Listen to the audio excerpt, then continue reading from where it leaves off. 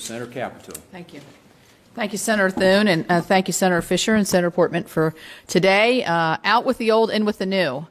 I think that's a good slogan and a good reminder on this here tax day of 2017 that tax day of 2018 is going to be a lot different. We're going to see a lot more simplification on forms. People are going to realize the direct impact of the tax reform and tax cut package that we passed, that Senator Thune talked about for singular families and single families.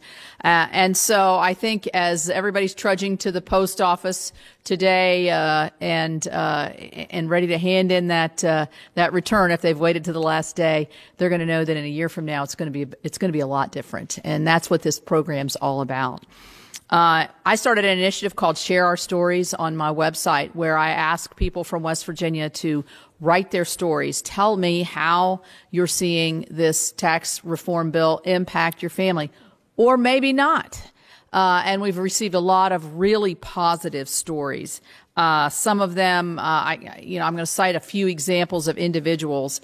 Mary Beth from Wellsburg, and Deb talked about this in terms of power bills. She says now, because she gets more money after the new withholding tables, she is more able to pay her electric bills. I mean, every month it's tough for her.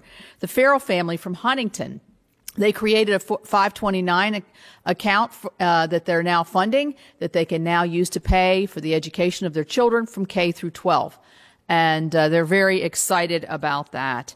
And Tony and Jessica Hodge of Hurricane, West Virginia, they were at the roundtable that we did with President Trump. You might have seen that on the news. A very impassioned couple who are using their dollars to do home repairs, but also to dedicate dollars to their church to help people who are in the opioid epidemic and families that are stricken by this. And I think it's important to realize in their story that tax reform hits the individuals, but it hits every segment of the population. We had financial institutions who have given bonuses, but they're also donating more to the community. So in the arts, in the United Way, and in other ways that you can help your community grow and become stable.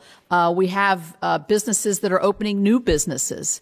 So that's more local jobs in the local workforce.